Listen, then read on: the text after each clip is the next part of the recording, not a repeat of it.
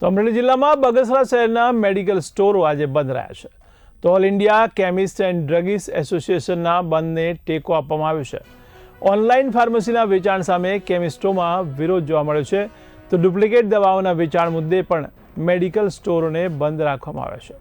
તો શહેરના મોટાભાગના મેડિકલ સ્ટોરમાં સન્નાટો જોવા મળ્યો છે. દર્દીઓને તકલીફ ન પડે તે માટે અમુક સ્ટોરને ખુલ્લા રાખવામાં આવે છે.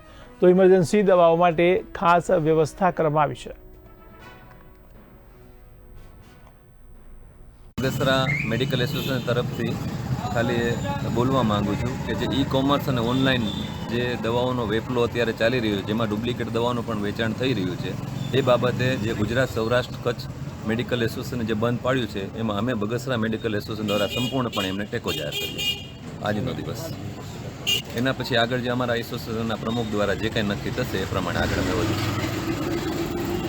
આજ રોજ Saurashtra chemist and druggist association દ્વારા જે ઓનલાઈન દવાઓનું ડુપ્લિકેટ જે વેચાણ થાય છે એના વિરોધમાં all Saurashtra Kutch druggist association 6000થી 7000 મેડિકલ સ્ટોર આજે બંધનું એલાન કર્યું છે.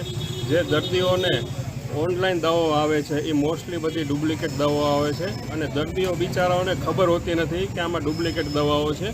એ લોકો ડિસ્કાઉન્ટના લોભે ત્યાંથી દવાઓ મંગાવે છે અને ઘણી બધા એવા રિપોર્ટ આવ્યા છે, ન્યૂઝમાં આવ્યું છે કે ઓનલાઈન દવાઓ ડુપ્લિકેટ છે. ગવર્મેન્ટ પણ એમાં સપોર્ટ આપે છે.